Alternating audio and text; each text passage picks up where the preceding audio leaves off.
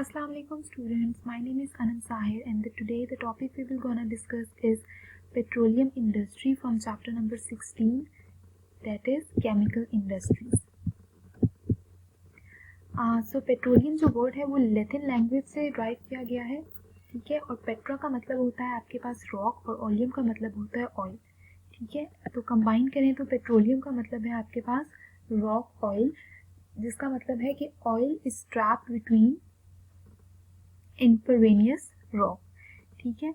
इसे हम crude oil भी कहते हैं, ठीक है। इसके अलावा ये आपके पास कॉम्प्लेक्स मिक्सचर है। क्रूड ऑयल आपके पास कॉम्प्लेक्स मिक्सचर है गैसियस हाइड्रोकार्बन का, लिक्विड हाइड्रोकार्बन और सॉलिड हाइड्रोकार्बन का। इन एडिशन टू दिस इसमें आपके पास वाटर सॉल्ट्स और अर्थ इम्प्यूरिटीज भी प्रेजेंट होती हैं। क्रूड ऑयल और वाटर की कंसिस्टेंसी डिफरेंट होती है एक दूसरे से, ठीक है। और क्रूड ऑयल जो होता है आपके पास वो लाइटर होता है एज कम्पेयर टू वाटर, और कंसिस्टेंसी डिफरेंट होने की वजह से ये आपस में इनसॉल्युबल भी होते हैं। Next come the origin of petroleum. Petroleum basically develop कैसे होता है या ऑरिजिनेट कैसे होता है।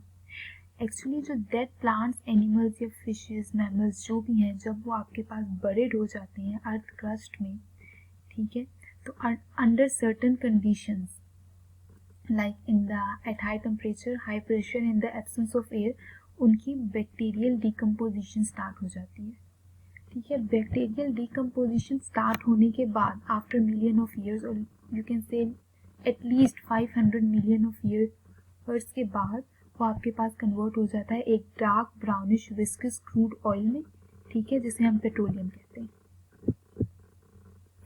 Next come fractions of petroleum. ये जिस अभी हमने जो क्रूड ऑयल की बात की है वो मिक्सचर है आपके पास, एक कॉम्प्लेक्स मिक्सचर है, ठीक है। अब उस कॉम्प्लेक्स मिक्सचर को हमने रिफाइन करना है इनटू सेपरेट फ्रैक्शंस, ठीक है। लेट अस सपोज कि हमें कहीं पर ये जो आपके पास,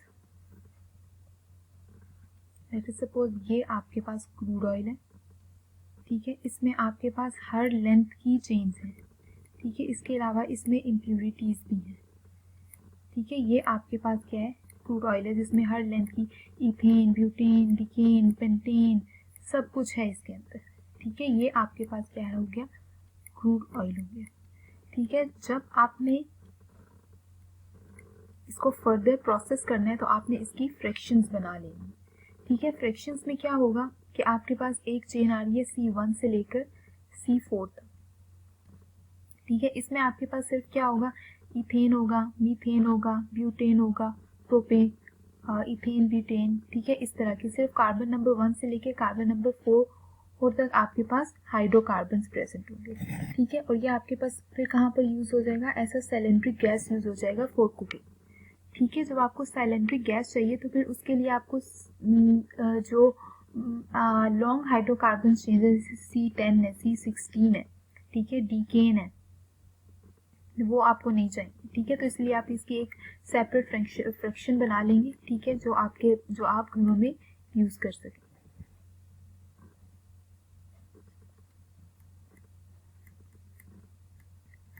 ठीक है। तो ये आपके पास क्या है, सिलेंड्रिक गैस है, जिसे आप लिक्विफाइड पेट्रोलियम गैस भी कहते हैं, ठीक है। जब आपने C1 से C4 बना ली, ठीक है, दूसरी आपने C5 से C10 बना ली, ठीक है। ये आपके पास क्या होगा,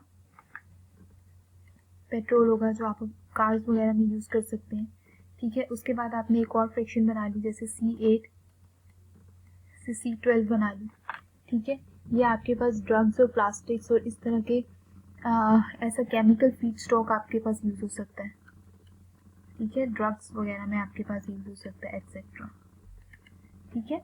तो ये आपके पास जो है क्रूड ऑयल है जिसमें तमाम किस्म के हाइड्रोकार्बन प्रेजेंट है, ठीक है। और ये आपके पास बेसिकली अब रिफाइंड होके ये आपके पास फ्रैक्शंस में कन्वर्ट हो गया है, ठीक है। अब आप इनको अपने डिजायर्ड पर्पसेस के लिए यूज कर सकते हैं। तो बेसिकली ये होता है आपके पास refining process, okay. So how you will gonna define it, that it is a separation of a crude oil mixture into a various product fractions, okay. और ये बेसिकली आप किस प्रोसेस के थ्रू करते हैं, फ्रैक्शनल डिस्टिलेशन के process के through करते हैं, ठीक है। और फ्रैक्शनल डिस्टिलेशन का प्रिंसिपल आपके पास क्या होता है, that you will gonna separate the fraction on the basis of their boiling point. Okay, next हम इस आ जाते हैं इसके कि आप एक्सट्रैक्ट किस तरह करते हैं। अच्छा, एक्सट्रैक्ट आप इसको बेसिकली ड्रिलिंग मशीन्स के थ्रू करते हैं। ठीक है, सबसे पहले आपके पास पेट्रोलियम का मतलब क्या है कि oil is trapped between impervious rocks. ठीक है, तो आपके पास रॉक्स हैं, ठीक है, उसके बीच में आपके पास क्या है, ऑयल है। ठीक है, अब ऑयल की कंसिस्टेंसी आपके पास लाइटर होती है as compare to water, as we have already talked about. So the oil will gonna start floating over water. ठीक है, अब ऑयल के ऊपर आपके पास क्या होता है, गैस होती है, जैसे कि नेचुरल गैस मीथेन होगी आपके पास। ठीक है, लेट इज सपोज आपने एक एरिया वो सिलेक्ट किया, वहाँ से आपको गैस डिस्कवर होगी है। ठीक है, तो आपने जब ड्रिलिंग मशीन उसमें लगाई है तो सबसे पहले आपके पास गैस आएगी विद अ ग्रेट प्रेशर। ठीक है, नेक्स्ट आपके पास आपका पेट्रोलियम और या क्रूड ऑयल आना स्टार्ट हो जाएगा। ठीक है, ये अब हम वही फ्रैक्शंस वाला टॉपिक कंटिन्यू करते हैं। यहाँ पर आपने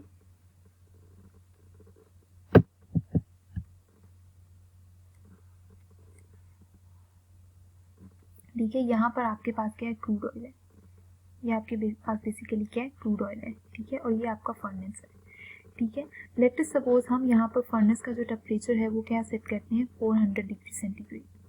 ठीक है, अब 400 डिग्री सेंटीग्रेड पे ये जो क्रूड ऑयल है आपके पास, ठीक है, ये हीट होना या बॉयल होना स्टार्ट हो गया। ठीक है, अब यहाँ फ्रैक्शनल डिस्टिलेशन का प्रोसेस क्या होता है कि जब ये हीट होकर यहाँ से वेपर्स यहाँ पर जाएंगे, ठीक है, तो सबसे पहले जिस हाइड्रोकार्बन का बॉइलिंग पॉइंट कम होगा वो सबसे पहले इवेपोरेट होगा। ठीक है, जिन हाइड्रोकार्बन्स का बॉइलिंग पॉइंट कम है वो सबसे पहले आपके पास यहाँ से इवेपोरेट होंगी। ठीक है, जब वो इवेपोरेट होंगी तो यहाँ पर आएंगी। ठीक है, यहाँ पर जो है आपके पास नॉर्मल टेम्परेचर। ठीक है, यहाँ पर वेपर्स आ चुके हैं और यहाँ पर आपके पास इस टैंक में आपके पास नॉर्मल टेम्परेचर।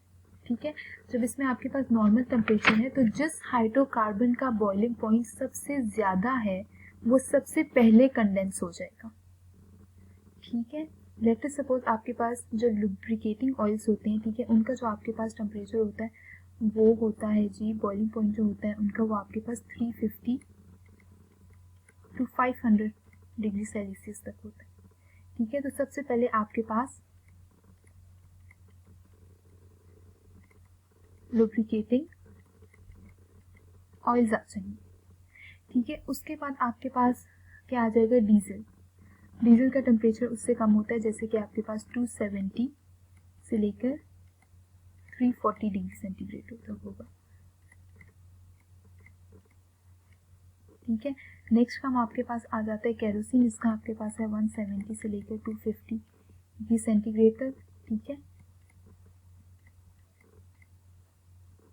केरोसिन। ठीक है, उसके बाद आपके पास आ जाएगा पेट्रोल, कर लेते हैं हम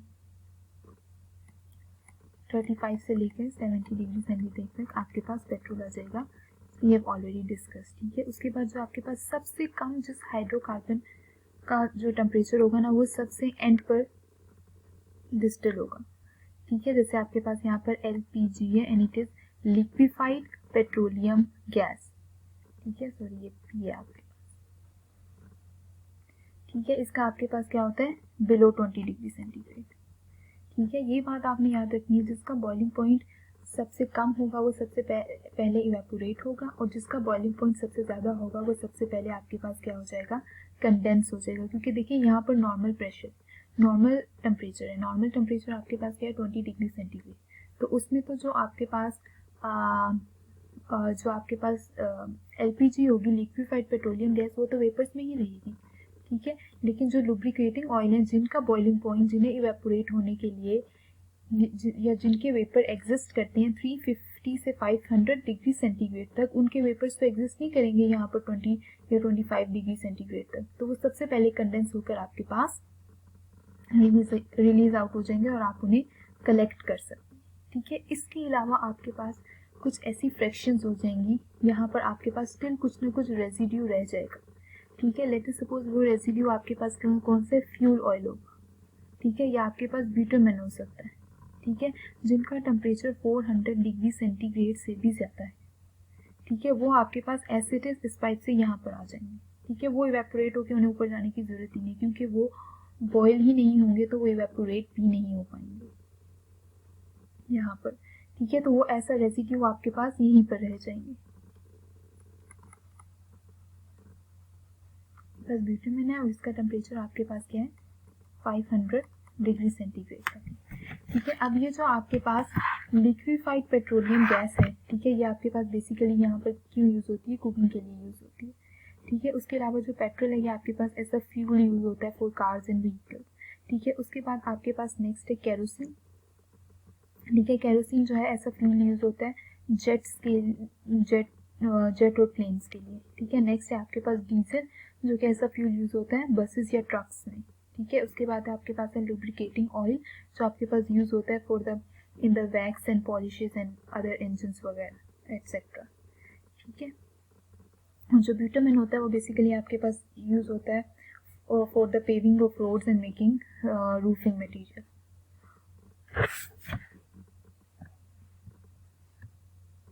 okay, next comes about the interesting information. Okay, अब जो डीजल आपके पास सोल्ड आउट होता है समर्स में, वही सेम डीजल आपके पास सोल्ड आउट नहीं होता विंटर्स में। ठीक है, क्योंकि जो आपके पास समर्स में सेल आउट हो रहा होता है, जब विंटर्स में टेम्परेचर बहुत कम होता है तो वो बहुत हार्ड शेप ले लेता है, जैसे कि वैसलीन अगर आपके घर में हो तो बिल्कुल वो उसकी वैसी कंसिस्टेंसी हो जाती है। ठीक है, जब कंसिस्टेंसी इतनी हार्ड हो जाती है तो उसकी एफिशिएंसी उस तरह से नहीं रहती जिस तरह से वो समर में परफॉर्म कर रहा होता है। तो इसके अलावा तब हम उसमें डिफरेंट तरह के हाइड्रोकार्बन्स ऐड करते हैं। ठीक है, low boiling point hydrocarbons add करते हैं ताकि उसकी कंसिस्टेंसी जो है वो थोड़ी डाइल्यूट की जा सके। Different type of fire require different methods to extinguish. ठीक है, इसका क्या मतलब है कि अगर लेट अस सपोज आपके पास वुड फायर, ठीक है, तो वो आप उसको वुड फायर को एक्सटिंग्विश करने के लिए आप क्या यूज़ करेंगे, वाटर यूज़ करेंगे। ठीक है, जब आप उसमें वाटर डालेंगे तो उसको क्या करेगा, वाटर इवेपोरेट होने के लिए जो हीट एनर्जी है उसको एब्जॉर्ब कर लेगा। ठीक है, जब हीट एनर्जी एब्जॉर्ब होती जाएगी आपके पास वुड फायर में से, तो वो जो रिएक्शन है वो सस्टेन नहीं कर सकेगा। ठीक है, नेक्स्ट आपके पास आ जाता है ऑयल फायर। ऑयल फायर में अगर आप वाटर ऐड करने की कोशिश करेंगे उसे एक्सटिंग्विश करने के लिए, तो वो और ज़्यादा स्प्रेड आउट होती जाएगी। ठीक है, क्योंकि वाटर और जो ऑयल है वो आपस में मिक्स नहीं हो सकते। ठीक है, due to difference of their polarities. ठीक है, तो जो ऑयल फायर है वो और स्प्रेड करना शुरू हो जाएगी। तो उसके लिए आपको क्या करना है कि जो ऑक्सीजन है वो कट ऑफ करनी होगी। ठीक है, और वो आप कट ऑफ कैसे वो कर सकते हैं, आप कोई भी सॉल्ट वगैरह या सैंड वगैरह उसके ऊपर डालेंगे तो ऑक्सीजन की सप्लाई कट ऑफ हो जाएगी। ठीक है, सिमिलरली इलेक्ट्रिक फायर्स, वो आप इलेक्ट्रिक फायर्स जो है वो ज़्यादा स्ट्रॉन्ग है। ठीक है, as compare to the wood fire and oil fire, but same इसमें भी आपने ऑक्सीजन सप्लाई जो है वो कट ऑफ करनी है, और इसमें आपने ऑक्सीजन सप्लाई कट ऑफ करने के लिए आप जो है वो फायर एक्सटिंग्विशर्स यूज़ कर सकते हैं। Thank you class, let me know in the comment section if you would like to ask anything. Thank you so much, stay blessed, fi aman Allah, Hafiz.